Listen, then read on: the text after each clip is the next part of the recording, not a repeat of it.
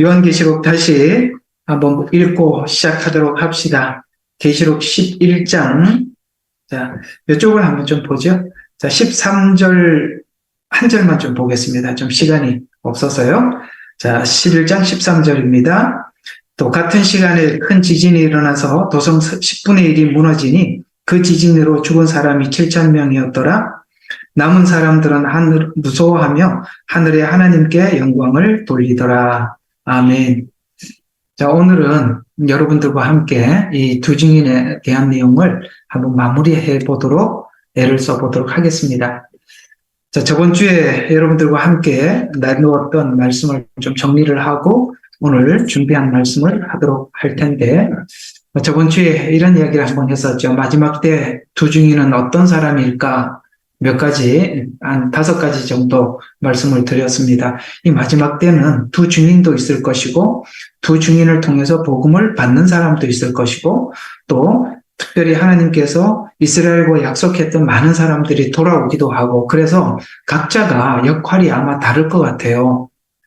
두 증인으로 부름받은 사람은 또 두 증인으로서 복음을 전파하는데 애를 쓸 것이고, 또 그렇지 않는 다른 사람들은 또 두 증인의 복음을 통해서 하나님 앞에 회복되기도 하고, 또 이스라엘은 이스라엘대로 엄청난 그 약속 가운데 회복이 있게 될 것입니다. 그러나 오늘 이 주제는 두 증인이니까 이 마지막 때 두 증인은 하나님의 부름을 받은 사람들입니다. 그래서 이분들은 아마 이 마지막 때 순교로서 하나님 앞에 부름을 받은 그런 자들일 것입니다. 어쩌면 우리가 일상생활 가운데 하나님 앞에 순교로 부름을 받은 사람들이라면 지금 하나님께서 각자를 이 두 증인을 준비시키는 과정 안에도 아마 우리에게 많은 질문을 하겠죠. 주를 위해서 평생 헌신할 수 있는지, 또 주를 위해서 생명을 드릴 수 있는지, 아마 우리 일상생활 속에 하나님 그런 질문들을 우리에게 많이 하고 있다면 아마 그런 부르심이 있을 가능성이 높을 겁니다. 그리고 특별히 이들은 하나님의 계시, 특별히 이 계시록에 대한 예언서에 대한 내용을 잘 알고 있어서 구속의 완성을 위한 종말 계획을 잘 알고 있는 자들일 겁니다. 또 특별히 이 성령 사역에 대해서 잘 열려 있는 사람들입니다. 물론 우리가 이 마지막 때 성령 사역이 이 두 증인을 통해서 강력하게 일어나겠지만 이 부분에 대해서 여러분 그 신사도 운동을 하는 분들이 이상한 성령 사역을 지금 먼저 사람들에게 이렇게 사람들에게 거부감을 느끼게 만들고 있는 시간도 지금 이 시간이라는 것에 대해서 우리 모두 거부할 수가 없죠. 우리가 이 신사도 쪽의 계열에 있는 사람들의 사역을 보면 전혀 성령 사역이 아니죠. 그렇게 해서 항상 보면 그런 것 같아요. 마지막 때 복음이 전해지기 직전에 거짓 마지막 때 복음을 전하는 걸로 인해서 이 마지막 때 이 복음이 회방을 받기도 하고, 또 마지막 때 성령 사역이 오늘 여기 요한계시록에 보면 여기 보면 그 성령 사역에 대해서 6절에 5절과 6절에 이렇게 말을 하고 있죠. 누구든지 그들을 해치려고 하면, 조건이 뭐냐면은 해치려고 하면이 조건입니다. 그러니까 이렇게 한번 생각해 볼 수가 있는 거죠. 해치려고 하는 일이 아닌 성령 사역은 좀 이 마지막 때는 해치려고 하면이라는 조건이 붙어 있죠. 그래서 해치려고 하면 그 입에서 불이 나와 그들이 원수를 삼키리니 누구든지 그들을 해치려고 하면, 또 해치려고 하면 이렇게 나오죠. 이와 같이 죽게 되리라 라고 그 복음 사역을 방해하는 것에 대해서 하나님께서 철저하게 방어를 해 주시죠. 또 하늘을 닫는 권세, 그 다음에 예언하는 날, 이렇게 표현하는 거 봐서 해치려고 할 때 하나님 방어를 해줄 뿐만 아니라 하늘을 닫는 권세, 이건 뭐죠? 엘리야에게 주었던 권세이기도 하고, 또 예언하는 날 동안 비를 오지 못하게 하고, 그 다음에 천체를 하나님께서 이렇게 음성을 듣고 가서 전하고 실제 하나님께서 비를 오지 않게 하기도 하고, 또 물을 피로 변하는 권세가 있어 원하는 때는 온갖 재앙이라고 하니까 여러 가지겠죠. 땅을 치리로다라고 해서 이들이 마지막 때 하는 권세는 방어, 혹은 또 하늘을 닫는 것, 예언하는 것, 물로 피로 변하게 하는 재앙, 이렇게 나와 있습니다. 이런 걸 보면, 이 마지막 때 성령 사역은 이런 형태의 사역이구나라는 것을 이해할 수 있고요. 그러니까 하나님 되심을 보여주는데, 주력하는 내용이죠. 6절에는 하늘 닫는 거, 예언, 그 다음에 물을 피로 변하는 거, 이런 것들은 전부 다 하나님 되심을 증거하는 증언의 사역들입니다. 또, 주님 오심을 맞이할 재림 준비가 되어 있는 자들이고, 정말 주님을 사랑하는 사람들, 그야말로 사랑은 죽음보다 강하고, 이렇게 말씀하고 있는 신부들일 겁니다. 여기 신부들은 일부는 하나님 앞에 이렇게 올라가는, 휴거되는 신부도 있겠지만, 이렇게 마지막 때 자신의 순교의 부르심을 입은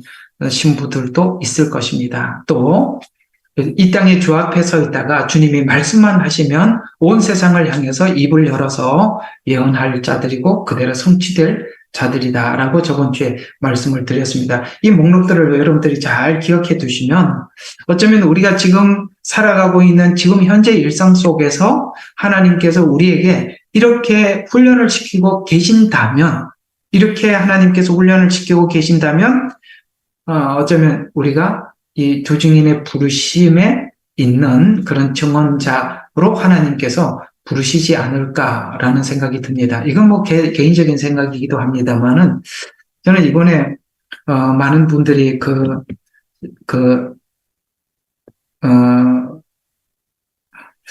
뭐 이 단어를 함부로 쓰면 안 된다. 어쨌든 이 백고무신이라는 게 제일 편한 것 같아요. 그거 할 때 여기 있는 분들 중에 참 많은 분들의 이런 분들이 많았습니다. 하나님께서 하지 말라고 해서 안 했습니다. 그건 뚜렷하게 여러분 깜짝 놀라서 그게 사실인가라고 생각을 했는데도 하나님께서 너무 분명하고 뚜렷하게 그렇게 말씀해 주셔서 저는 이번에 이걸 맞지 않을 수가 있었습니다. 라는 분들이 굉장히 많았어요. 이런 분들은 정말 오늘 이 마지막 때 여러분들이 그냥 휴거 신부 정도가 아니라 앞으로 이게 마지막 때 하나님의 음성을 듣고 실천하고 이런 게 굉장히 중요하거든요. 대부분 보통 사람들은 할 수 있는 부분은 아니에요. 그래서 이런 분들에 대해서 어쩌면 하나님의 부르심에 대해서 저는 많이 관심 있게 지켜보고 있습니다. 그런 차원에서 마지막 때 두 증인은 그런 사람일 것이다 라는 생각이 듭니다. 자, 오늘 빨리 쭉 한번 지나가도록 하겠습니다. 자, 7절 한번 보시죠. 여기서부터 한번 봅시다.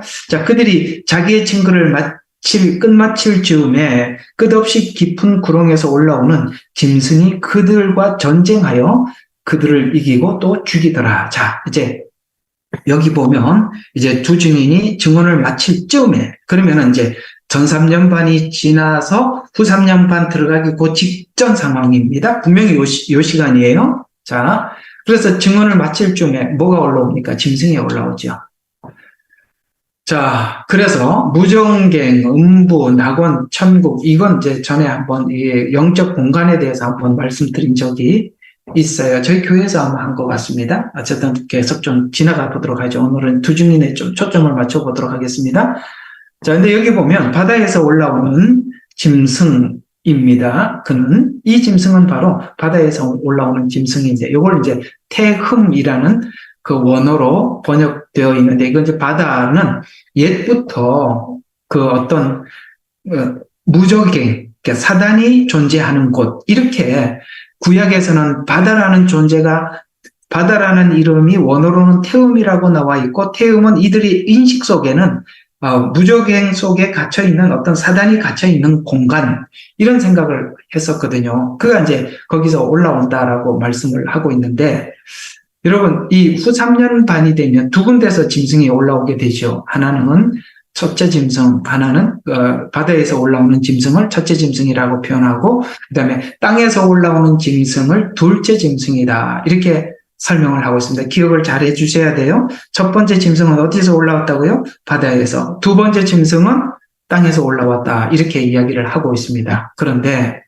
이제 이건 올라왔다는 얘기는 후 3년 반이 되었을 때는 이 짐승들의 활동이 이렇게 숨어서 지금까지 배후에서 이렇게 보이지 않게 활동을 하다가 이제는 하나님으로부터 이 시간, 활동할 수 있는 시간에 허락을 받게 돼요. 허락을 받고, 그 다음에 그 용이 첫째 짐승과 둘째 짐승에게 권세를 주어서 사람들이 다 보이게 활동을 한다라는 의미에서 올라온다, 이렇게 표현을 하고 있습니다. 그래서 첫째 짐승은 용에게 권세를 받아요. 이게 좀 이렇게 달라요. 용이라는 존재는 짐승은 아니에요. 근데 첫째 짐승과 둘째 짐승이 있는데 첫째 짐승에게 용이 권세를 줍니다. 그리고 그 권세를 받은 그 첫째 짐승에 드러나는, 그 첫째 짐승에 드러나서 활동한다 그랬잖아요. 그 드러나는 자가 적그리스도입니다. 우리가 흔히 말하는 적그리스도는 첫째 짐승입니다. 그래서 이 첫째 짐승은 이렇게 생각하면 돼. 그는 정치 세력이라, 이렇게 생각을 하면 됩니다. 이런 그림들을 머릿속에 잘 그림을 그려. 자, 첫째 짐승은 바다에서 올라왔다. 용에게 권세를 받았는데 어떤 적그리스도다. 적그리스도는 정치 세력의 한 부분을 차지한다. 이렇게 정리를 해두시고, 또 첫째 짐승과 구분되기 위해서 둘째 짐승이 나오는데 그는 땅에서 올라오죠.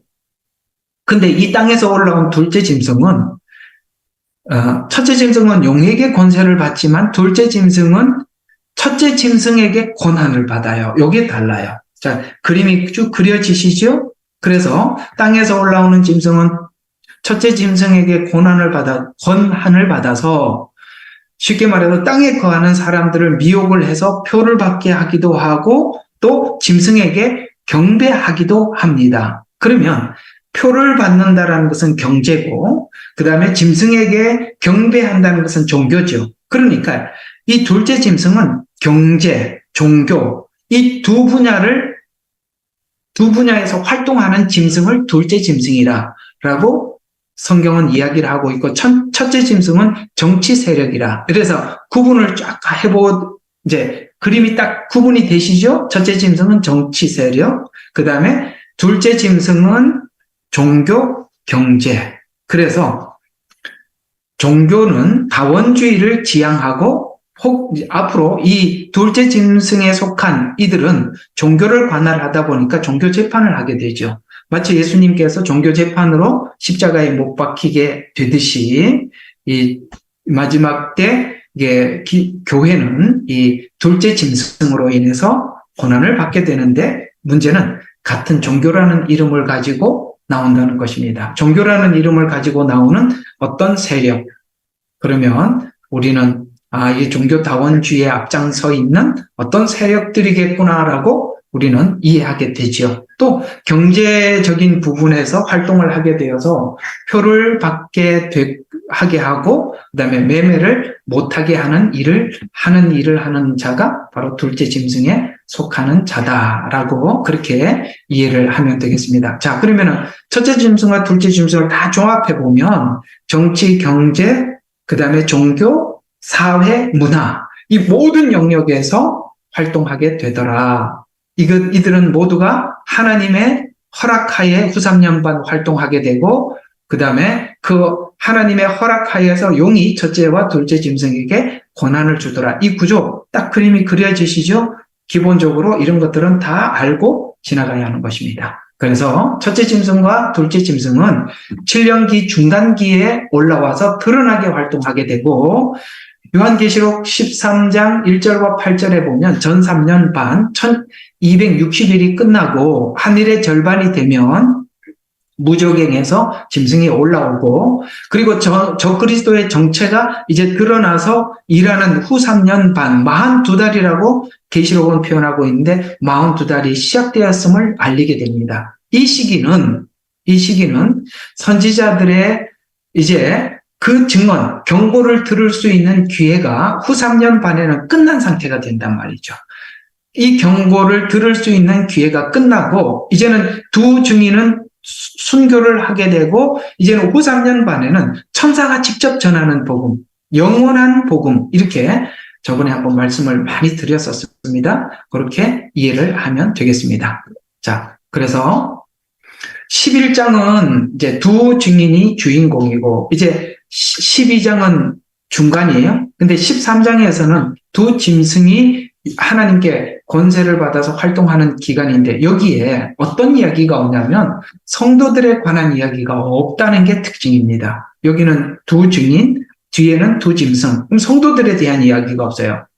그러면 왜 이 성도들에 관한 이야기가 없냐면 이 13장은 두 증인, 11장은 두 증인, 13장은 두 짐승에 포커스를 맞춰서 설명을 했기 때문에 성도들에 관한 이야기가 없다는 것이죠. 그래서 11장과 13장을 통해서 요한은 한일의 가운데 전반부와 후반부를 구성하는 1260일과 42달 동안 성도들에게 무슨 일이 일어났는가라고 이 주체들, 두 짐승, 두 주인인 그들을 내세워서 13장과 11장과 13장에서 각각 알려주고 그리고 그 중간기 12장에는 한일의 가운데 시기의 조명을 비추고 있어요.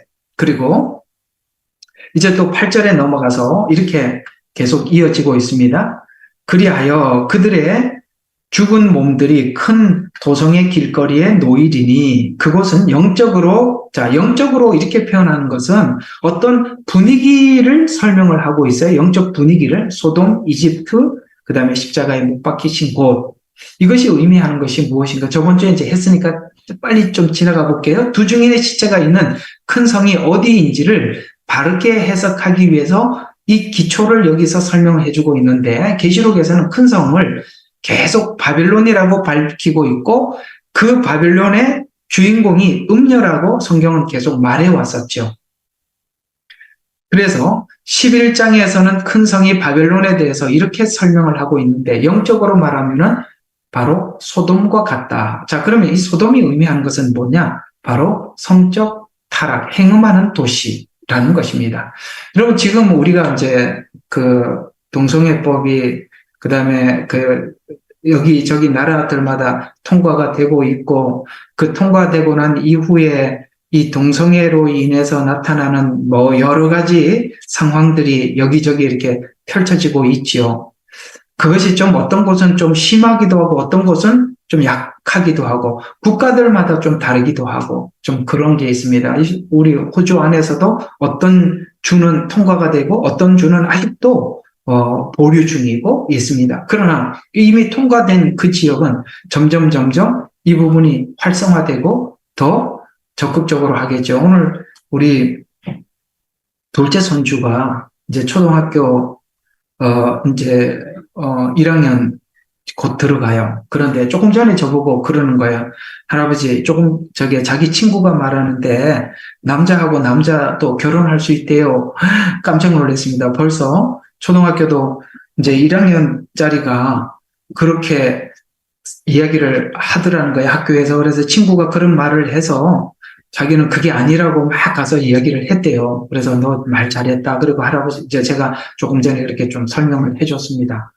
벌써 초등학교 1학년 때부터 그렇게 교육을 시키지 않습니까? 애들이 그렇게 생각하고, 그래서 자기하고 이제 충돌하고 막 싸웠다는 거예요. 아니라고. 근데 친구는 안 받아들이더라. 그러면서 조금 전에 이야기를 하더라고요. 보세요.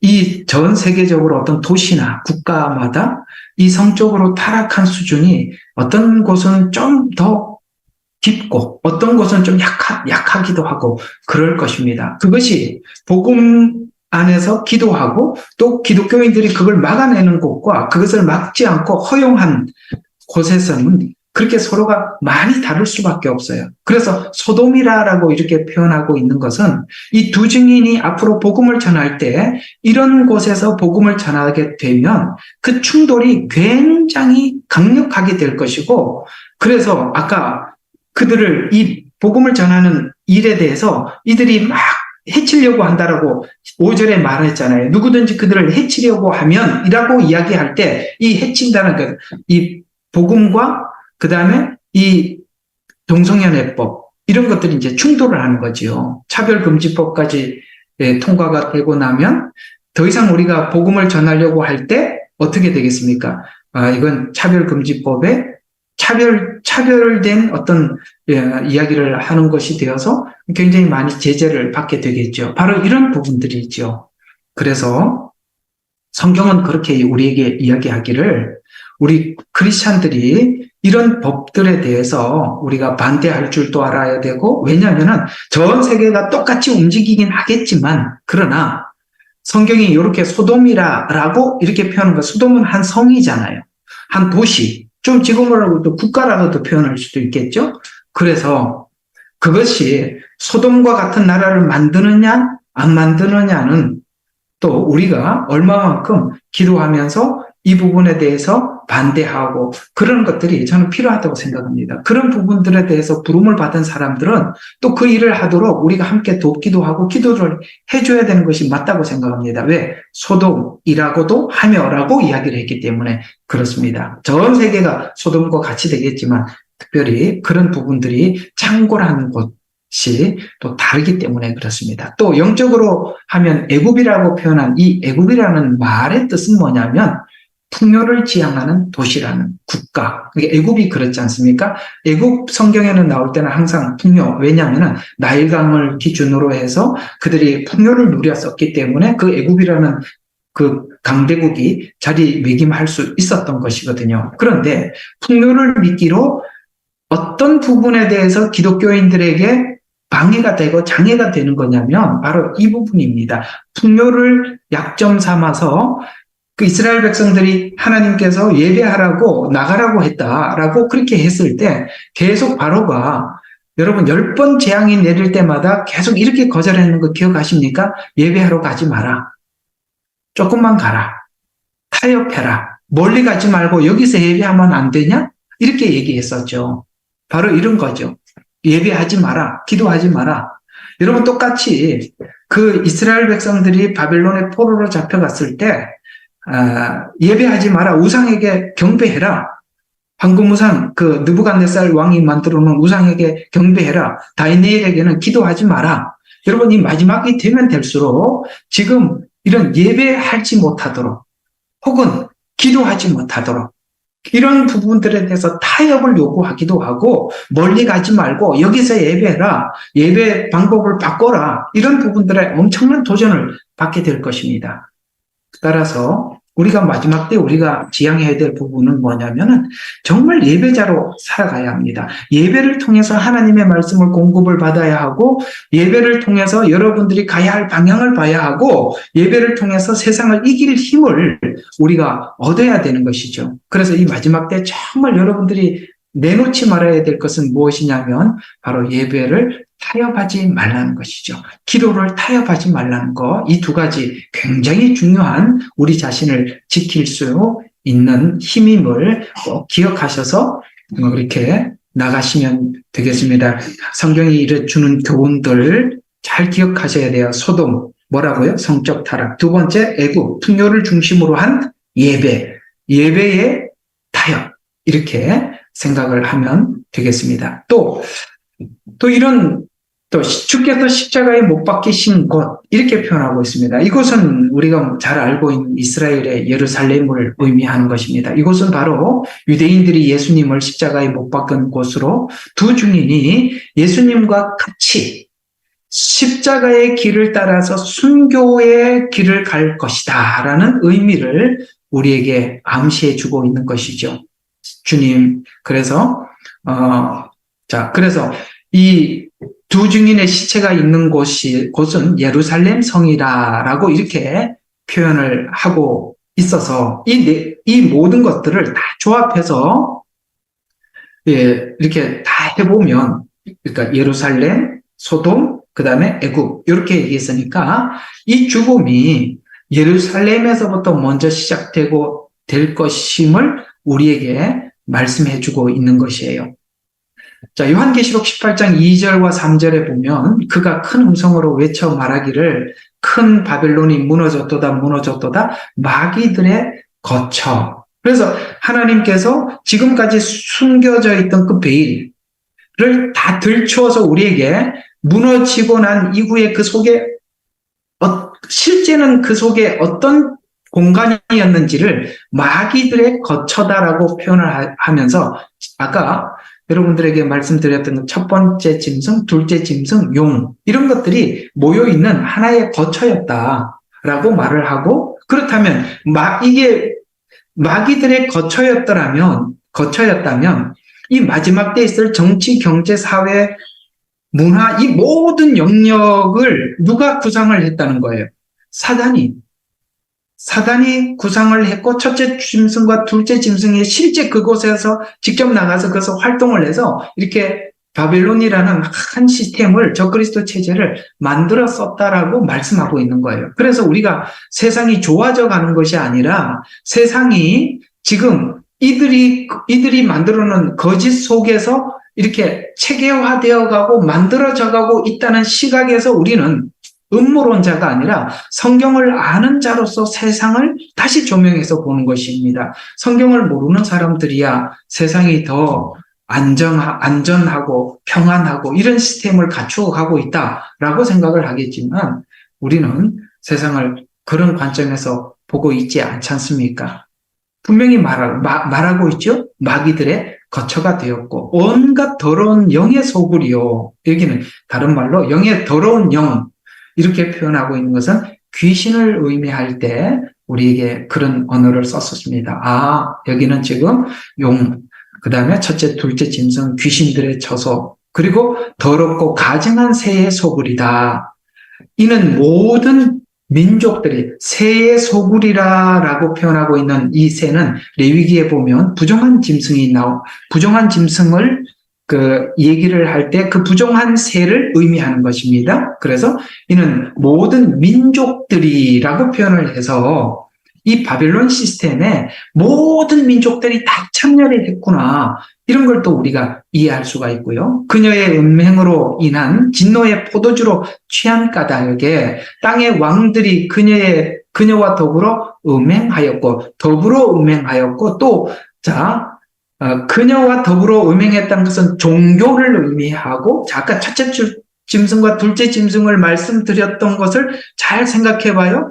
그녀와 더불어 음행했다는 것은, 종교를 통해서 그렇게 시스템을 만들었구나. 또 하나 있어요. 상인들이 그녀의 사치에 풍요함으로 부유하게 되었습니다. 라고 이야기를 하고 있습니다. 종교와 이런 모든 것들을, 그래서 왜 종교와 부를 사용하느냐면 경제와 종교라는 것이요. 이 안에서 빠져나갈 사람이 아무도 없기 때문에 그렇습니다. 이 안에서 빠져나갈 자가 없기 때문에 이 그물 안에 세상 사람들이 다 걸릴 수밖에 없다는 것이죠. 그래서 요한계시록 18장 24절에 한 번 더 이렇게 이야기해요. 선지자들과 성도들이 이 땅에서 살해된 모든 사람들의 피가 그녀 안에서 보였다라고 이렇게 지적함으로써 이 선지자와 성도들을 피를 흘리게 하고 살해한 그가, 장본인이 바로 이런 음녀였구나라고 성경은 우리에게 밝혀주고 있는 것입니다. 그래서 정말 우리가 이 시대를 살아가면서 이제 좀 설교적으로 말을 좀 바꿔서 우리가 생각해 보면 그런 거예요.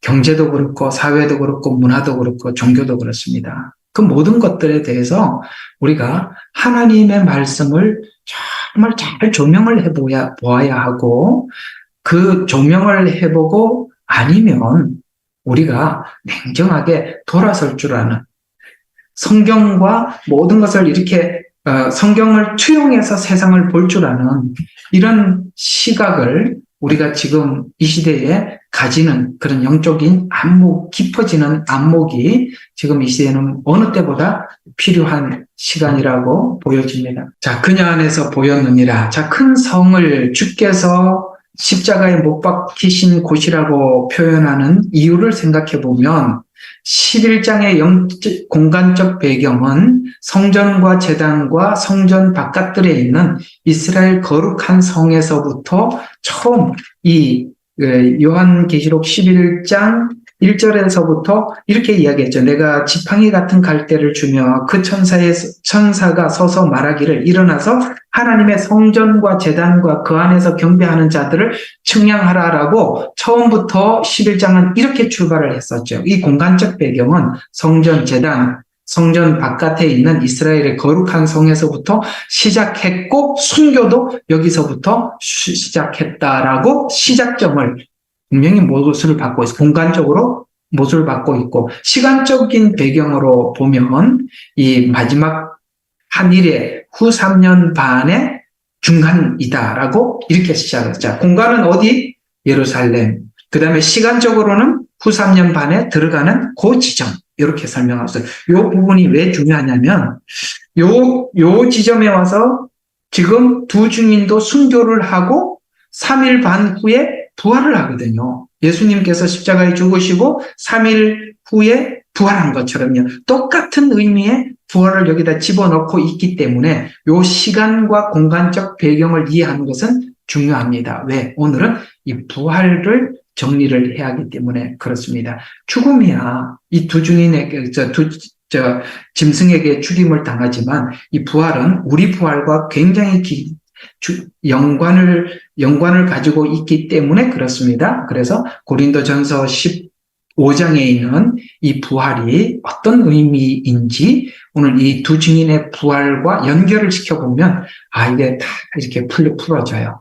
그래서 요 시간과 공간적 개념 일단은 정리를 해 두도록 합니다. 자, 요한계시록에서 마지막 한 일을 다룰 때 모든 것이 오늘 여기 성전 중심으로부터 시작한 것처럼 이스라엘을 중심에 두고 예언을 했다는 것입니다. 이런 측면에서 볼 때 12장의 두 증인이 활동하는 장소적 배경은 1차적으로 예루살렘으로 이해하는 것이 자연스럽고 두 증인의 죽음의 장소를 주께서 십자가에 못 박히신 곳 이렇게 기록하여서 예루살렘 성의 골고다를 1차적으로 생각하게 하고 거기서부터 순교가 일어나기 시작했다라고 이렇게 이해가 되면 됩니다. 그렇게 정리를 해두도록 해요. 자, 지금 제가 여러분들에게 이렇게 정리해 드리는 것은 누군가가 또 다른 사람은 다르게 주장할 수도 있어요. 그러나 우리는 그렇게 정리를 해놓지 않은 거예요. 왜냐하면은 사실은 이 요한계시록은 제가 지금 여러분들에게 강연은 하고 있지만은 저는 요한계시록을 하면서 여러분들에게 이런 신앙을 설명해 주고 싶어요. 우리가 구원받는 것은 계시록의 이야기가 아니죠. 십자가 복음이죠. 우리는 이 십자가 복음에 대해서 확고한 믿음이 있고 흔들림이 없어요. 그러나 우리가 요한계시록을 가지고 사단이 또 거짓말로 속이고 이 계시록을 이렇게 뒤집고 저렇게 뒤집고 이렇게 사기치고 저렇게 거짓말을 하니까 우리가 거기에 속지 않기 위해서 1차적으로 이렇게 정리를 해놓겠다는 거예요. 그리고 여기에 더 이상 메모는 될 필요는 없어요. 우리가 정확하게 이스라엘에게 준 서신이니까 이스라엘 관점에서 한번 딱 정리를 해놓고 다른 사람이 무슨 말을 하든지 그래 너는 그렇게 생각해라. 우리는 이렇게 정리를 해놓겠다라고 정리 그 자체가 필요한 거예요. 왜냐하면 이 정리가 안 돼 있으면 아까 말씀드린 것처럼 이 마지막 때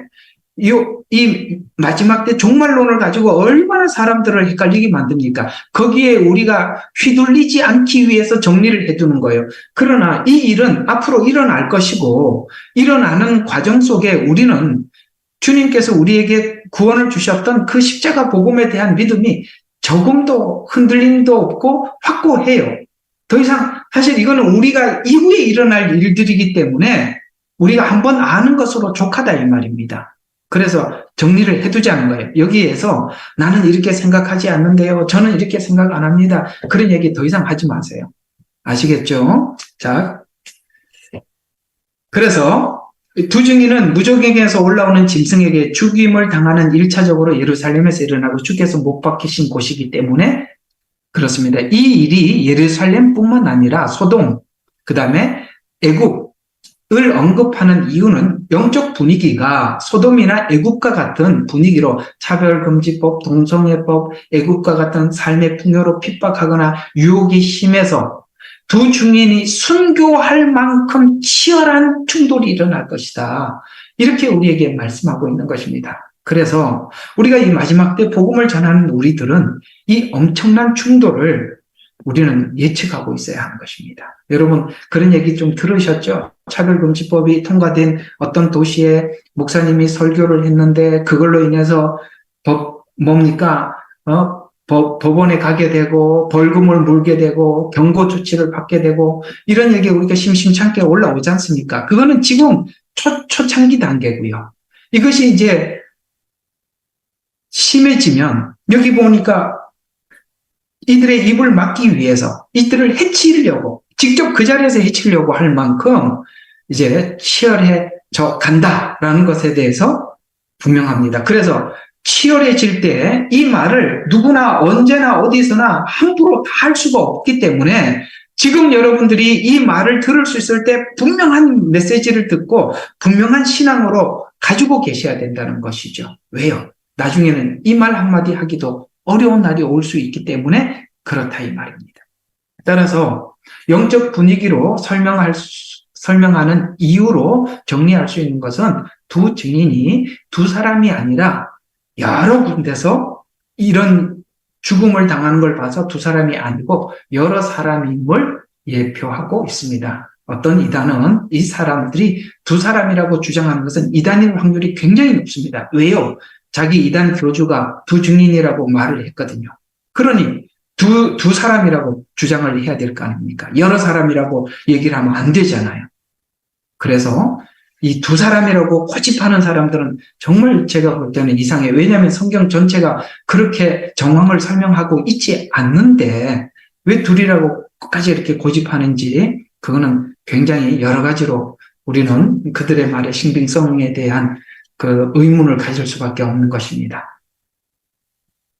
자, 그 다음에 8절과 9절에 보면 두 증인의 죽음에 관한 이야기죠. 백성들과 족속들과 방언들과 나라들 이렇게 표현하고 있어요.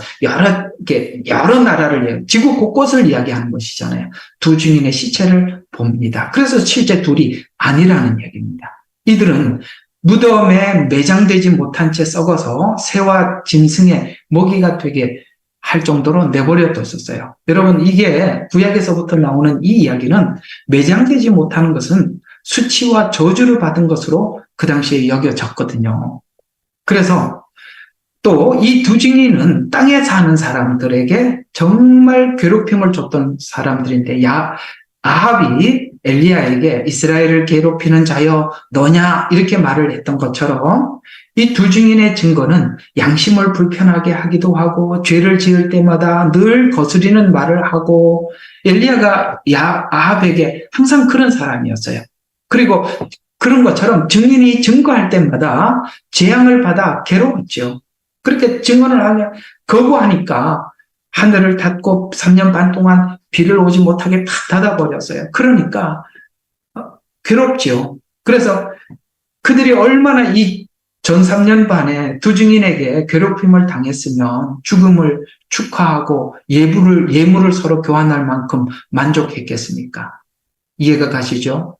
그들에게는 괴로운 일이고 그 다음에 두 증인에게는 마지막 복음을 들을 수 있는 기회고 또 두 증인은 순교해야 할 만큼 이 마지막 때 복음을 전해야 할 것입니다. 여러분 개인에게 한번 물어보세요. 하나님 혹시 제가 마지막 때 이 증인으로 부르지는 않으셨습니까? 하나님께서 여러분들에게 계속 그렇게 묻고 질문을 한다면 아마 우리는 하나님 앞에 그런 부름을 받은 사람일 확률이 높겠지요? 자, 이제 두 증인에 대한 이야기 여기까지 좀 하고 이제 죽음과 부활에 대한 이야기 오늘 또 중요한 이야기입니다. 이게 제일 중요한 이야기 같아요. 자, 3일 반 후에 부활한 두 증인에 대한 이야기입니다. 두 증인의 부활의 시기와 연결된 여기 3일 반 후에 일어났더라. 9절이죠?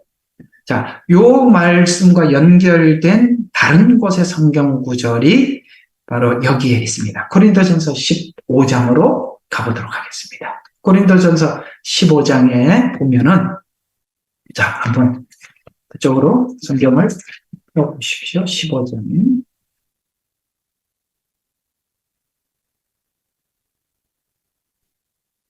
아, 15장. 자, 51절입니다. 51절, 52절 제가 한번 보겠습니다. 보라 내가 너희에게 한 가지 신비를 말하노니. 자, 신비랍니다. 부활이 신비래요. 우리가 다 잠잘 것이 아니요 오히려 모두가 변화될 것이니. 자, 변화라는 단어를 썼습니다. 자, 여기서 말하는 신비는 바로 부활을 의미하고 모두 변화될 것입니다. 라는 것은 살아있는 사람이 변화되는 것이죠. 죽었다가 그런 게 아니라 산 사람이 부활체를 의미하는 것입니다. 이는 마지막 나팔을 불 때, 여기 이제 나팔절에 말씀하고 있는 100번째 마지막 나팔입니다. 그래서 그 나팔 재앙의 1, 2, 3, 4, 5, 6, 7 나팔이 있잖아요. 그 7번째 나팔을 이야기하는 것입니다. 그 이스라엘 백성들이 나팔절 때에 부는 나팔로 하면은 100번째 나팔입니다. 그래서 이 마지막 나팔은 7대접이 마지막 나팔입니다. 7대접 전체가 마지막 나팔입니다. 그래서 눈 깜짝할 사이에 변화될 것입니다. 눈 깜짝할 사이에 변화됩니다. 그래서 마지막 나팔이 불면 죽은 사람들이 영원히 살도록 일으켜질 것입니다. 죽은 자, 그렇죠? 죽은 사람들, 실제 죽었던 사람들이 영원히 살도록 일으켜질 것입니다. 그리고 우리도 변할 것입니다. 말하는 이 우리는 살아있는 자입니다. 그러니까 이미 죽은 자들과 살아있는 자가 다 변화될 것이다. 부활체가 될 것입니다. 라고 고린도전서 15장 51절과 52절에 말씀하고 있습니다. 본문대로 하면 이 두 증인이 죽은 자였지만 죽었죠.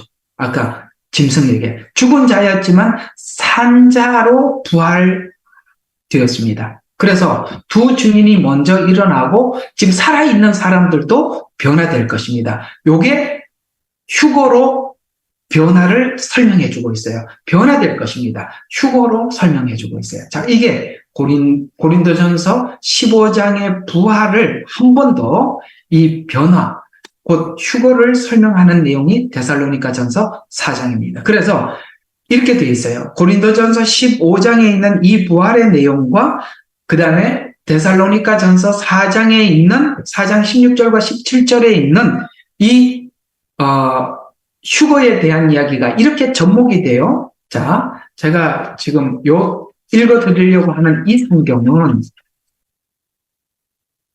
킹제임스 성경으로 한번 읽어드릴게요. 데살로니가전서 4장 16절과 17절. 주께서 호령과 천사장의 음성과 하나님의 나팔 소리와 함께, 여기 말하는 나팔은 바로 마지막 나팔을 이야기합니다. 아시겠죠? 하늘에서 무슨 나팔 소리 쭉 이렇게 하기보다는 여기 마지막 나팔 소리입니다. 물론 나팔 소리예요. 그러나 이미 이 나팔은 계속 불고 있었어요. 그래서 나팔 소리와 함께 하늘로부터 하늘로부터 친히 내려온다 그랬습니다. 잘 기억하세요. 여기가 이 하늘이 성경에서 말하는 셋째 하늘을 이야기하는 것입니다. 셋째 하늘에서 둘째 하늘, 공중으로 내려온다는 거예요. 지상 재림이 아닙니다. 지상 재림은 7년이 마치고 7년이 끝나고 이 땅에 오는 것이 지상 재림이고요. 지금 여기 데살로니가전서 4장은 공중 재림을 이야기하는 겁니다. 계속 한번 봐요. 왜 이게 공중 재림이 여기 나와 있어요? 내려오니 그리스도 안에서 죽은 자들이 먼저, 공중으로 내려오실 때 그리스도 안에서 죽은 자들이 먼저 일어난답니다. 그러면 두 증인이 일어나죠. 죽었으니까. 죽은 자들이 일어나고, 그리고 살아남아 있는 우리도, 아까 고린도전서 15장에도 똑같은 이야기예요. 살아있는 우리도, 그 중에 지금 살아있는 사람이 있을 겁니다. 그래서 살아있는 사람도 우리도 공중에서, 분명히 어디에서? 공중에서. 아시겠습니까? 지상 재림이 아니에요. 휴거가 언제 있다는 거예요? 예수님께서 하늘에서 공중으로 내려올 때 휴거가 있다고 그랬어요. 그래서 이렇게 보면 지금 이 요한계시록의 설명이 이 시점이 언제라고요? 전 3년반에서 후 3년반으로 넘어가는 중간기잖아요. 지금 그 중간기를 이야기하고 있는 거예요. 지금까지 우리는 휴거가 7년 전이다, 혹은 7년 후다, 이런 얘기는 많이 했지만 중간기 이야기는 거의 없었어요.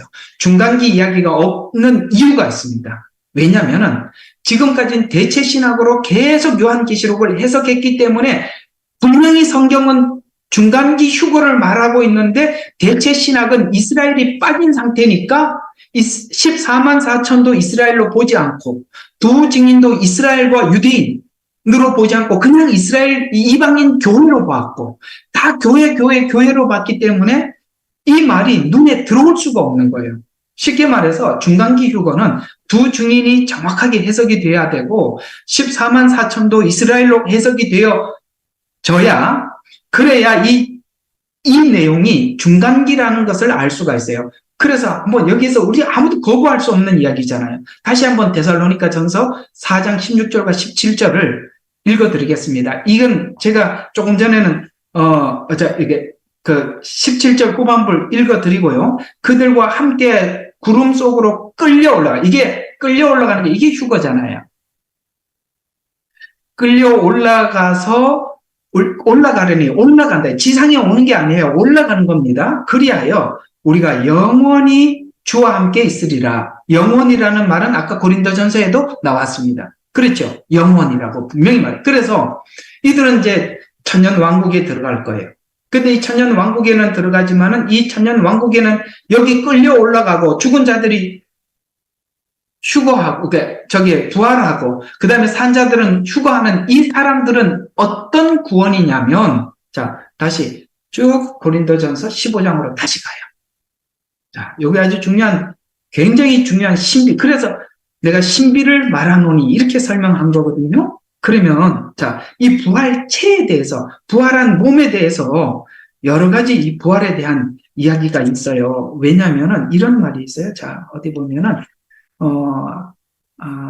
자, 40절. 자, 이 말이 굉장히, 이게 무슨 말인가라고 생각했더니 이게 그 말이었어요. 자, 또한, 고린도전서 15장 40절을 한번 보세요. 자, 하늘에 속한 몸들이 있고, 아멘. 이겁니다. 우리는 어디에 속한 몸으로 부활한다고요? 하늘에 속한 몸으로 부활한대요. 왜요? 하나님의 영이 우리 속에 계시기 때문에 우리는 신의 성품에 참여한 부활이기 때문에 하늘에 속한 몸이 있고 땅에 속한 몸이 있답니다. 이건 뭐죠? 후 3년 반에 자기가 믿음을 지키고 인내해서 육체로 들어가는 사람들이기 때문에 이들은 뭐예요? 땅에 속한 몸이라고 표현하고 있어요. 왜 이걸 구분해 놓는지 아시겠습니까? 부활체가 같은 부활이라 아니라는 뜻이에요. 후 3년 반에 믿음을 지킨 사람들도 부활은 하는데 그들은 몸을 가지고 땅에 속한 몸으로 부활한답니다. 우리는 하늘에 속한 몸으로, 여기에 말하는 중간기에 주님께서 공중에 오셨을 때 죽은 자들이 일어나고 산자들이 끌려 올라가는 자들은 하늘에 속한 몸 이렇게 표현하고 있고 후 3년 반에 자기 믿음으로 의지로 그 시간을 견딘 사람들은 땅에 속한 몸 이렇게 이야기하고 있습니다.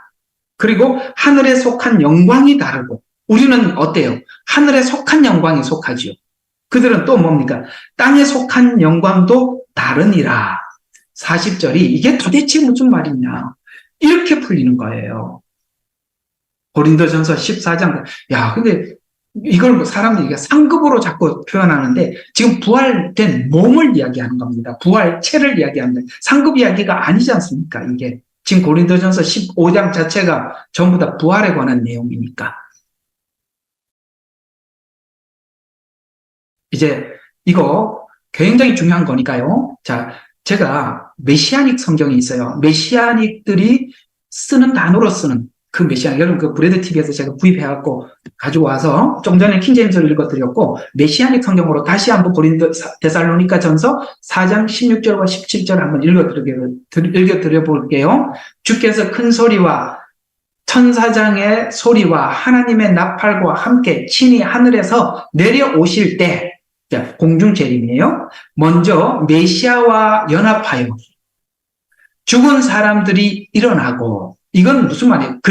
메시아와 연합했다는 것은 예수님과 연합한 자들, 쉽게 말해서 여기 보면 그리스도 안에서 죽은 자들과 여기 요한계시록 오늘 설명대로 하면은 두 증인 이런 사람들을 그리스도와 연합한 자들이 먼저 일어나고 그 다음에는 살아있는 우리가 여기 살아있는 우리는 살아있는 그래서 사그라 휴거될 자 공중에서 주님을 만나기 위해 구름으로 끌려 올라갈 것입니다. 그래서 휴거죠. 그래서 우리는 항상 주님과 함께 있을 것입니다. 그러면 분명히 죽은 자들이 일어나고 산자가 끌려 올라가는 요 단어는 원래 원어에서는 어떻게 나와 있냐면 먼저라는 이런 단어를 썼지만 실제 그 원어에서는 원자라는 말, 원어로 보면 원자라는 말로 이렇게 나와 있어요. 원자가 뭐냐면, 여러분, 우리 학교 다니면서 배우셨죠? 과학 시간에. 원자와 분자 이런 거. 원자는 뭡니까? 더 이상 나눌 수 없는 이런 뜻이에요. 그렇다면, 이게 이런 말이거든요. 시간적으로는 먼저, 그 다음에 다음에 이렇게 표현을 했지만, 나눌 수 없는 이런 단어는 이런 뜻이라고 해요. 그 원어에서 보니까 이렇게 나와 있는데, 이 둘의 시간은 0.0000 몇 초, 이렇게 돼가지고, 순서대로로 하면은, 우리는 육안으로는 볼 수 없을 정도로 순식간에 일어나는 거지만은, 죽은 자들이 올라가고 휴거되가 산자들이 끌려 올라가는 이게 1초의 간격도 아닌, 원자, 더 이상 나눌 수 없는. 그 이제 과학자들이 표현하고, 뭐, 표현으로 하면 몇 만분의 1, 뭐, 이렇게 초라하고 이야기하는데, 우리한테는 그런 시간 자체가 1초도 사실 의미가 없는 시간인데, 이 시간은 더 의미가 없겠죠. 그럼 우리는 동시에 이런 말로 쓰는 게 훨씬 더 나을 겁니다. 그러나 성경은 먼저라고 말을 하고 있고, 그 다음에 우리가 공중에 끌려 올라가 휴거될 것이다. 이렇게 표현하고 있습니다. 아시겠죠? 사람들이 안 보이니까 알았는 줄 알고 지나갑시다. 자, 그렇다면 두 증인의 죽음이 중간기에 있고 부활과 휴거는 두 증인이 죽은 후에 3일 반 후에 있을 것이라고 하였다. 또 마지막 나팔이 불 때라고 이렇게 나팔이 불 때라고 표현하고 있는 이 마지막 나팔이란 7번째 나팔을 의미하는데 이 7번째 나팔은 나팔에서 3번째 화에 속하는 것이고 7번째 나팔은 바로 7대접 재앙 전체를 의미하여서 그래서 부활과 휴거는 7번째 나팔이라는 한 시점이 아니라 7대접 전체니까 7대접 전체는 후 3년 반 시작부터 시작해갖고 끝나는 시간까지 전체를 후 3년 반이라고 하니까 그것이 중간이 될 수도 있고 끝이 될 수도 있는데 이 시점으로 표현하면 3일 반 후에 부활했다고 하니까 3일 반이니까 뭐 어때요? 중간기죠. 오케이? 예, 중간기죠. 그래서 이제 이 논쟁도 좀 끝냈으면 좋겠어요. 저 전입니다. 7년 전입니다. 누구는 또 뭐 아닙니다. 끝나고 난 뒤에 7년 후입니다. 근데 저는 뭐 그걸 잘 못 찾겠습니다. 저는 이스라엘에게 준 서신이니까 이스라엘이라는 관점에서 보니까 이렇게 나타나요. 그래서 다른 사람 그렇게 주장을 하더라도 예 그렇게 하세요 라고 하고요. 우리는 성경대로 성경이 말하는 그대로 이렇구나 하고 이렇게 이해하고 삽시다. 알았죠? 이거 말고 우리 십자가 복음에 더 집중해야 돼요. 재림 이 복음에 푹 빠지다 보면 십자가 복음은 어디 가고 없습니다. 복음을 전해준 것은 재림 복음이 아니라 십자가 복음이었어요. 자, 그러면 이 어린 양, 이 두 증인은 어린 양이 어디를 가든지 따라가는 자들이라고 소개해서 예수님께서 어디로 가셨어요? 골고다로 올라가셨죠. 그래서 죽임당한 어린 양, 이렇게 요한계시록에는 예수님을 소개할 때마다 죽임당한 어린 양, 죽임당한 어린 양, 이렇게 소개해서 뭐예요? 이 두 증인도 죽임당할 증인이다. 이렇게 소개해주고 있어요. 주님이 가신 길을 따라갔다. 그분은 죽임당한 어린 양이다. 스스로 죽은 게 아니라 죽임당한 것처럼. 오늘 여기도 두 증인이 두 짐승에 의해서 죽임당하더라. 아시겠어요? 죽임당한 어디로 갔든지 따라간다는 말의 뜻 아시겠죠?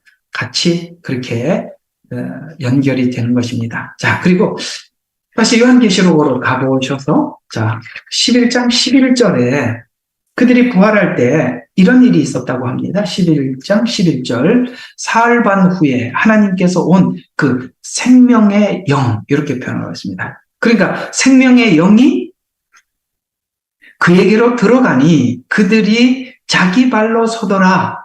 그러자 그들을 보던 자들에게 큰 두려움이 임하더라. 자, 생명의 영이 들어가니까 이 사람들 그냥 시체를 내버려 뒀죠. 그런데 생명의 영이 들어가니까 제 발로 섰어요. 여기서 말하는 이 생명의 영은 메시아닉 성경에는 생명의 호흡 이렇게 되어 있어요. 생명의 영, 생명의 호흡. 그러니까 뭔지 딱 나오죠. 이게 원어의 퓨뉴마라는, 여러분 많이 들어보셨을 거예요. 이 단어는 많이 들어보셨을 거예요. 퓨뉴마. 이것은 뭐냐면 바로 하나님께서 이렇게 생기를 부어주실 때 불어넣는 영이. 그래서 흙으로 사람을 만드시고 호흡하고 생명의 호흡을 넣어주시니까 생명이 된지라. 이렇게 성경이 말씀하고 있는 그 영을 의미하는 것입니다. 그래서 그걸 불어넣으시고 이리로 올라오라는 음성을 듣고 죽음에서 부활한 두 증인은 오늘 여기에 어디로 올라갔다? 자, 하늘로 올라갔다. 12절에 이리로 올라오라 하므로 그들이 구름을 타고 하늘로 올라가니 그들의 원수들이 그들을 바라보더라. 예수님이 꼭 승천할 때 쳐다본 것과 같은 똑같은 이야기를 여기서 설명하고 있죠. 자, 두 증인의 부활은 매우 중요한 부활이지만 이 중요한 부활 내용을 부활했다, 올라갔다, 그리고 그 다음 절 한번 보세요.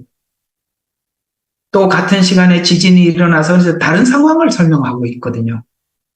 올라가는 걸로, 이제 증인이 하늘 올라갔는데 더 이상 뭐 쓸 말이 없잖아요. 여러분 있잖아요. 여러분과 제가 믿는 믿음의 가장 소원이 뭐예요? 부활 아닙니까? 근데 올라갔더라. 이렇게 끝나면 너무 싱겁잖아. 없더라. 네. 그럼 우리가 그토록 기다렸던 이 이야기를 여기서 이렇게 엄청 기다렸는데 성경이 너무 그냥 올라갔대. 그리고 끝이네. 그렇지 않아요. 이게 얼마나 중요한 사건이 있냐면 뒤에 또 나옵니다. 그게 바로 14장입니다. 자, 올라간 그들이 어디에 올라가 있는지 설명해 주고 있어요. 자, 14장 1절과 5절이 올라간 그들에 대한 이야기입니다. 자, 여러분, 예수님은 십자가에 죽으시고 부활하시고 승천하셨어요. 그리고 하나님 우편 보좌에 앉아 있다는 것만 알고 있었는데 누가 확인을 해줬죠? 스데반이 순교하기 전에 하나님께서 하나님 우편에 서신 예수님을 보여줬죠. 그런 것처럼 두 증인이 올라갔는데 어디 갔을까 하고 우리가 궁금해했는데 14장 1절에 설명해주고 있어요. 또 내가 쳐다보니 보라 어린 양이 시온산 위에 서 있고 어떤 말로 등장하고 있어요? 하나님 우편 보좌 이렇게 쓰지 않고 시온산 위에 서 있다. 그런데 사도행전에서는 하나님 우편 보좌에 예수님이 있다고 말했는데 요한계시록은 시온산 위에 서 있다고 말하고 있어요. 아니 그게 무슨 이렇게 왜 다르지요? 왜 다르죠?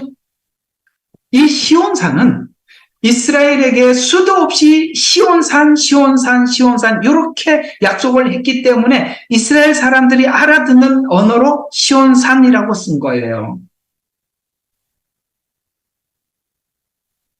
아셨죠? 예수님께서 살아생전에 뭐라고 말씀하셨냐면 내가 십자가에 죽고 그 다음에 내 아버지께 간다고 말씀하셨어요. 내 아버지에게 가서 내가 처소를 준비하러 간다. 처소가 준비되면 내가 너희들을 데리러 올 텐데 내가 너희들과 이렇게 약혼하고 정약하고 올라가는데 내가 오기 전까지 신부가 되도록 하기 위해서 성령을 보내주어서 성령을 통해서 내가 너에게 이런 말이 생각나게 하고 또 뭘 합니까? 죄와 의와 심판에 대해서 말씀해 주시고 그래서 신부가 되도록 그를 돕기 위해서 성령을 보내주신다. 그래서 내가 아버지께 간다라고 말씀하셔서 아버지께 간다고 했어요.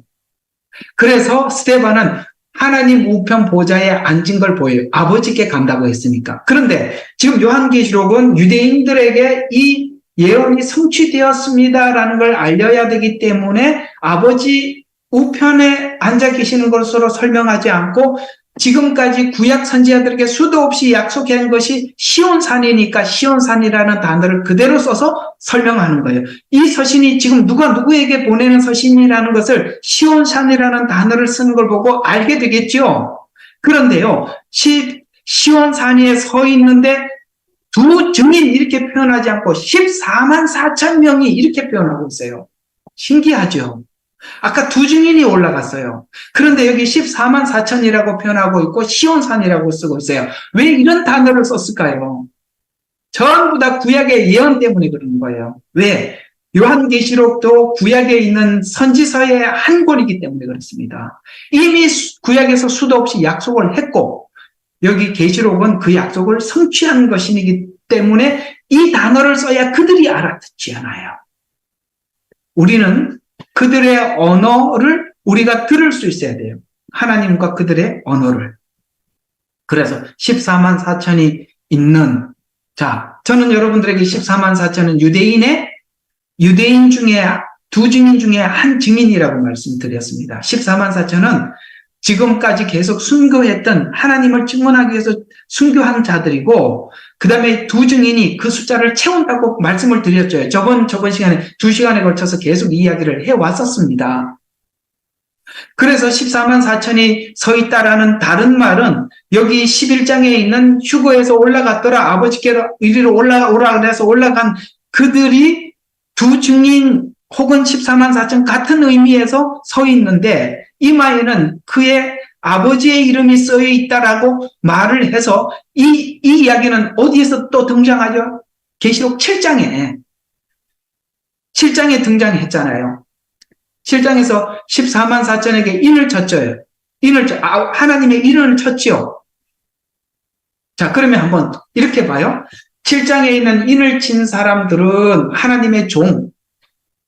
하나님의 종이라고 표현한 것은 11장에는 두 증인이 그 증언을 마치고 하나님께 올라간 상태를 설명하는 것은 14장. 자, 그러면 7, 11, 14장이 전부 다 쭉 연결이 다 되죠. 14만 4천은 두 증인이구나. 두 증인이 시온산 위에 섰구나.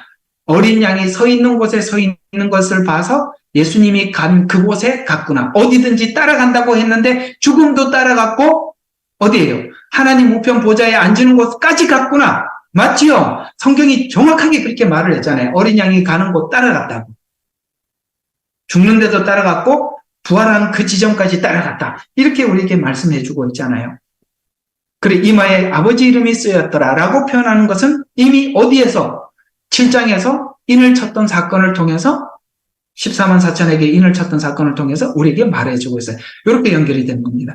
이제 이걸 가지고 14만 4천은 저렇게 이렇게 주장합니다. 두 증인에게 이제는 다른 이야기 듣지 마시고 딱 이걸로 정리하고 끝내세요. 네. 그리고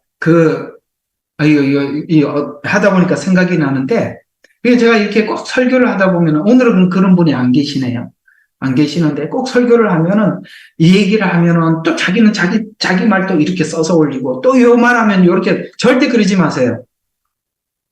그 한번 내가 전 정말 이게 설교 중이라서 이게 말은 못 하겠고 그러면 안 돼요. 당신대로 그냥 믿으시라고. 계속 한번 봅시다. 2절, 14장 2절. 자, 오늘 여기까지예요. 또 들었어요. 하늘에서 나는 소리를 들으니 많은 물소리 같고 큰 천둥 소리와 같더라.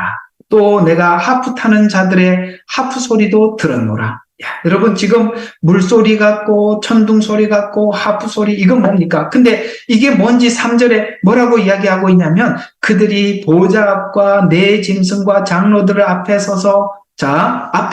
이게 짐승과 장로들 이건 뭐냐면 예수님 보좌, 하나님 보좌 가장 가까운 곳을 설명할 때 이렇게 썼어요. 순교자들은 정말 하나님 아주 가까운 곳에 있습니다. 그러면서 새 노래 같은 것을 불렀는데 구속받은 14만 4천 외에 이 노래를 배울 사람이 없더라. 무슨 말이에요? 여러분, 이건 찬양을 이야기하는 거예요. 맑은 물소리 같고 이거는 하나님의 목소리를 예수님의 목소리를 맑은 물소리라고 했고 우리는 지금 그 예수님 앞에서 지금 뭘 하고 있습니까? 찬양을 부르고 있는데 이 길을 걸어온 사람만이 이 찬양을 배우더라는 거예요. 이 길을 걸어온 사람만. 여러분 이건요 우리가 주를 위해서 산 자들만이 아는 은혜가 있어요. 주를 위해서 자기 생명을 걸고 걸어온 사람들만이 아는 노래가 있다 이 말이에요. 그래서 그 노래를 부르더라. 그러면서 자 4절에 보니까 이들은 여자들과 더불어 더럽히지 아니한 자들이며 이는 그들이 동정들입니다. 동정이라는 단어를 쓴 것은 남성을 의미하는 겁니다. 음녀, 그래서 아시겠죠? 그래서 우리가 동정들입니다. 이들은 어린 양이 어디로 가든지 따라가는 자들로 하나님과 어린 양의 첫열매, 아멘. 여기 첫열매라는 말이 나옵니다. 여러분, 부활을 설명을 할 때 항상 첫열매가 먼저고, 그 다음에 그에게 붙은 자요라고 표현했지요. 그래서 이들의 부활을 시작으로 부활이 일어나기 시작하는 거예요. 왜? 첫열매니까. 첫열매를 따지 않고 두 번째, 세 번째 열매를 따지 않습니다. 그래서 이스라엘의 14만 4천을 첫열매라고 성경은 말씀하고 있고 그 중에 순교자들을 첫열매라고 말씀하고 있어요. 그래서 첫열매가 되어서 그들의 입에서는 교활함을 찾아볼 수 없는 것은 그들이 하나님 보좌 앞에서 흠이 없기 때문이라. 말을 이야기하는데요. 야고보서를 생각하게 하는 것입니다. 너희들의 믿음이 온전하다면 뭐를 하라고? 말을. 왜? 한 입에서 쓴물박. 자, 그 얘기는 그냥 지나가요. 입에서, 흠이 없다. 자, 그러면 시온산 위에 서 있다. 자, 이제 14장에 이 말 다 이해가 가는데, 예언서에도 이 예언이 수도 없이 했는데, 정확한 예언. 요거 한 군데만 더 보도록 합시다. 시온산 위에 서 있다는 말. 드디어 시편 2편. 이 말이 왜 이게 도대체 무슨 말인가 했더니 이게 그 말이었구나 하고 시편 2편이 오늘 이 말씀을 지지해주고 있어요. 자, 그러니까 시편 2편 1편. 자, 1절부터 보겠습니다. 어찌하여 열방이 분노하며 백성들이 헛된 일을 꾀하는가. 지금 그 하나님을 대항하는 세력인 바벨론 세력에 관한 내용을 말하는 것입니다. 이방이 분노했습니다. 백성들이 헛된 일을 꾀한다. 땅의 왕들이 나서고, 여러분 마지막 때 땅의 왕들이 있는 모든 왕들이 바벨론 시스템에 굴복한다 그랬죠. 지금 이게는 종말론적 메시지예요. 왕들이 나서고 치리자들, 이거 뭡니까? 관료들이, 고관들입니다. 서서 의논하기를, 전 세계가 모여서 의논한답니다. 저 그리스도 세력들이 주와 그의 기름 부음 받은 이들을 대적하여 말하기를, 주와 기름 부음 받은 자 누구죠? 두 증인들. 참 신기하죠. 네, 이건 여기까지 가봐야 이 시편 2편의 깊이를 아는 거죠. 그래서 그들이 이렇게 얘기를 했어요. 우리가 그들의 결박을 끊고 그의 멍에를 벗어버리자 하는도다. 하나님으로부터 우리를 끊어내자. 하나님 죽으리라, 심판한다, 이런 거 우리가 하나님 우리 더 이상 심판 못하도록 그렇게 멍에를 끊어버리자 하는도다. 그랬더니 하나님 뭐라고? 하늘에 앉으신 분이 웃으실 것이요. 주께서 그들을 조롱하시면서, 자, 어떻게 조롱했냐? 이게 클라이막스예요. 자, 그때 그가 진노 가운데 그들에게 말씀하시고 심히 불쾌하게 그들에게 화내시면서, 자, 6절 큰 소리로 같이 시작. 내가 나의 거룩한 산 시온에 내 왕을 세웠도다. 아멘. 자, 이게 뭐죠? 바로 아까 읽었던 14장 1절입니다.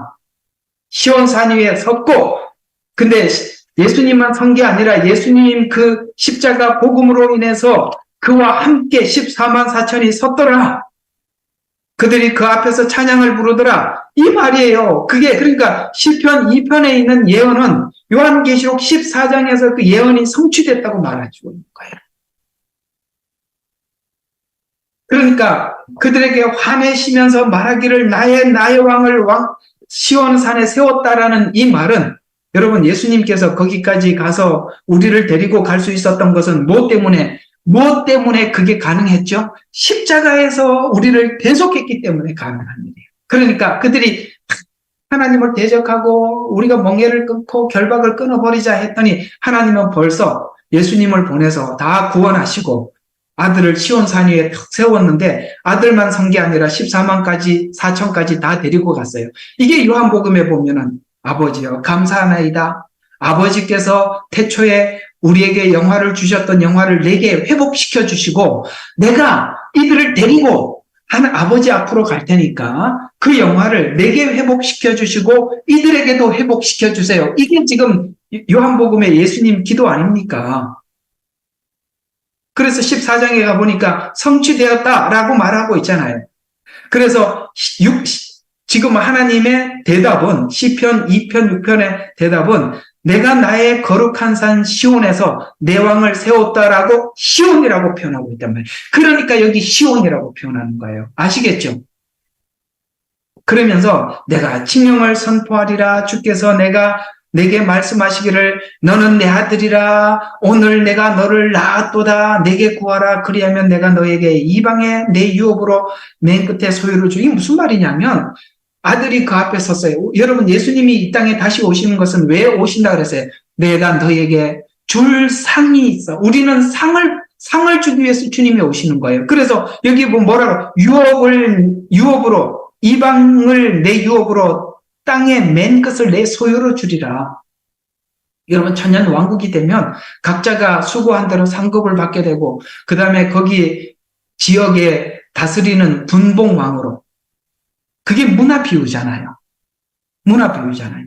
천년 왕국 동안 다스리도록. 그래서 내 유업을 이방을 줄 것이다. 그 다음에 내 소유를 줄 것이다. 그리고 9절부터는 또 우리에게는 주시는 혜택이 8절 9절 그러니까 8절과 9절이 아니 8절인데 불신자들에게 한 말은 모여서 결박을 끊고 멍에를 벗어버리자 했던 그들에게 주는 메시지는 9절의 이야기예요. 앞에는 우리 이야기고 9절은 심판받을 자들에게 이렇게 얘기하는 거예요. 내가 그들로 철장으로 깨트리며 토기장이의 질그릇같이 산산이 부수리라. 아시겠습니까? 그들을 철저하게 심판할 것이다. 그러므로 오 왕들아, 아까 뭐지요? 아까 그 하나님을 대항하기 위해서 모인 왕들을 이야기하는데 오 너희 왕들아 이제 현명해지라. 너희 땅의 재판관들아 교훈을 받을지라. 두려움으로 주를 섬기고 떨림으로 즐거워하라. 그 아들에게 입맞추라. 화해하라 이 말이에요. 예수님을 통해서 화해하라. 우리 화목제 배우고 있잖아요. 월요일날. 아까 여러분 혹시 이런 이야기가 우리 카톡방에 올라와서 내가 논쟁이 될까봐 그냥 탁 끊어버렸는데 여러분 있잖아요. 신약에 있는 이 단어들 번역을 가지고 너무 신경 쓰지 마세요. 구약의 상징과 모형을 알면 이 단어들을 신약의 단어들을 들이 조금 다르게 표현됐더라도 그게 무슨 뜻인지 이미 구약에서 모형과 상징을 통해서 알고 보기 때문에 이게 단어들이 별로 중요하지 않아요. 속죄제, 속건제 다 하고 나면 대속이 뭔지, 속죄가 뭔지 다 알게 된다 이 말이에요. 단어로 싸우지 마세요. 그래서 하나님께서 이 단어에 오해가 있을 것 같아서 이미 구약의 사건과 제도와 모형과 상징을 통해서 이미 사건을 통해서 다 말해놨었다고요. 구약을 알면 신약의 이 단어들은 그렇게 심각하지 않다 이 말이에요. 그래서 우리가 신약에서는 이게 결론이라는 틀을 잡고 있지만 구약에서 이 틀이 어떤 원인과 과정을 밟아왔는지 구약에서 알아야만이 시원하지 신약으로는 결판이 안 나게 되어 있어요. 그래서 신구약을 항상 같이 연결해서 조인을 해서 서로 맞춰야 돼요. 아시겠어요? 그 구약에서 말씀했던 것과 신약에 있는 이 내용이 조금 애매하고 안 맞으면 아시겠어요? 구약에서 이미지, 그러니까 자, 우리가 상대방에게 뭔가를 전달해 줄 때는 전달하는 방법은 여러 가지가 있어요. 그죠? 그림으로 보여줄 수도 있고 글로 설명해 줄 수도 있어요. 말을 해도 못 알아듣는 사람은 그림으로 보여주면 돼요. 그러면 그림으로 보여준 것은 구약이고 말로 설명해 주는 것은 신약이에요. 그러면 말로 설명을 해도 설명이 어려우면 이미지로 보면 돼요. 그림 보면 되잖아요. 그게 구약이에요. 아셨죠? 예. 하나도 심각하지 않아요. 번역 가지고 싸울 거 하나도 없습니다. 자, 계속 봐요. 그 아들에게 입 맞춰라. 그렇지 않으면 그가 노하실 것이요. 그가 조금만 격분하여도 너희가 그 길에서 망하리라. 그를 신뢰하는 모든 사람은 복이 있도다. 신뢰하는 사람은 복이 있대요. 그래서 신뢰하는 사람은 복이 있는데 이 복이 있는 사람이 누구냐? 이 복을 받은 사람은 시편 1편처럼 복 있는 사람은 악인의 길을 쫓지 아니하고 죄인의 길에 자유의지가 책임감을 가지고 내가 거부하는 거예요. 악인을 따라가지 않고 죄인의 길에 서지 않고. 아시겠어요? 예, 율법을 지켜서가 아니라 이걸 알기 때문에, 최후의 결론을 알기 때문에 내가 스스로 그들과 함께하지 않는, 거부하는 자로 산다. 이게 복이다. 그래서 신뢰하는 자는 복이 있도다. 그래서 복 있는 사람은 그렇게 산다. 이런 이야기입니다. 자, 정리를 하고 오늘 이야기를 한번 마쳐보겠습니다. 저는 오늘 3번에 걸쳐서, 그러니까 그렇게 되면은 4시간 반 정도 시간에 걸쳐서 여러분들과 함께 이 두 증인에 대해서 장시간 설명을 했습니다. 제가 이게 설명한 방식은 이런 방식입니다. 14만 4천은 두 증인과 같은 의미를 가진 사람들이고 그들에게 하나님 인을 치시고 그 다음에 뭡니까? 그들에게 인을 치시고 그들은 이제 14만 4천이라는 증언자를 숫자를 채울 것입니다. 복음을 위해서 예수님은 십자가에 죽으셔야 했고 그 죽으신 그 복음을 누군가는 알려야 했습니다. 그래서 구원하시기 위해서도 예수님은 죽어야 하셨고 그걸 증거하는 일에도 수많은 사람들이 죽습니다. 쉽게 말해서 복음은 죽음으로 우리를 살린 복음이고 증언도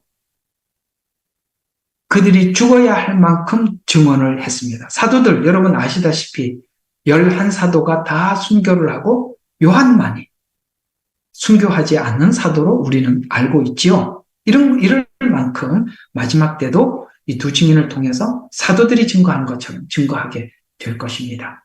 또 이렇게 14만 4천과 두 증인을 연결시켜서 보면 이들의 휴거가 중간기에 있다라는 것을 확인하게 되고 그래서 증언을 마친 상태에서 휴거가 있다는 증거가 되는 것입니다. 휴거 시기가 사람들에게 여기저기 막 갈려진 이유는 이 14만 4천과 두 증인의 같은 이야기였는데 서로를 다른 이야기로 살펴보았기 때문에 휴거 시점이 서로가 그렇게 복잡하게 지금도 논쟁 사건이 됩니다. 그러나 이스라엘이라는 관점에서 보면 제가 지금 오늘 설명한 것처럼 이렇게 정리가 될 수밖에 없다는 것이죠. 그래서 지금까지 이스라엘에 대한 이해의 부족 때문에 그렇게 된 걸로 알고 있습니다. 대체 신학으로 인해서 요한계시록은 상당히 여러 분야에서 논쟁을 가지고 온 것 같아요. 저는 이 대체 신학이 이 마지막 때 이 복음을 풀지 못하도록 풀어놓은 이 대체 신학은 정말 사악한 신학이라고 여겨집니다. 자유주의 신학도 그렇습니다. 만민 복음, 자연스럽게 종교다원주의를 지향하게 만드는 자유주의 신학, 요한계시록과 같은 마지막 때 굉장히 중요한 복음을 보지 못하게 만드는 대체 신학.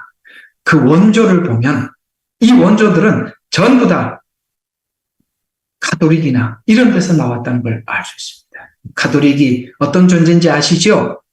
이렇게 풀어서 정상적인 교회가 이 성경을 해석하지 못하도록 닫아두었다는 거예요.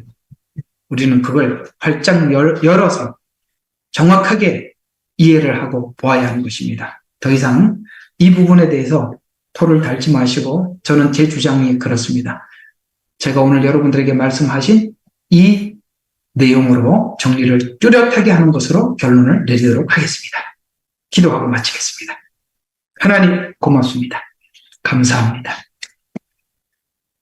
두 증인 14만 4천 중요한 논쟁거리인데 이제 이렇게 정리하고 넘어가겠습니다. 성경은 원래 이스라엘 백성들에게 이렇게 말씀하시고 시작했던 것입니다. 그러니 하나님, 우리가 단어에 매몰되지 말게 해주십시오. 이 단어는 늘 단어나 한 구절을 가지고 그들의 이야기를 주장하려고 합니다. 그러나 성경은 문맥과 역사가 중요한데 그것을 놓치지 말고 볼 줄 아는 하나님 시각을, 영적인 눈을 허락하여 주시옵소서. 오늘도 이 말씀을 듣는 사랑하는 성도들을 축복하여 주시고 아버지 하나님, 죽음의 사선을 넘어 부활의 영광을 경험한 모든 이들에게 하나님의 놀라운 축복이 저들과 함께하기를 기도합니다. 감사드리옵고 예수님 이름으로 기도드렸습니다. 아멘.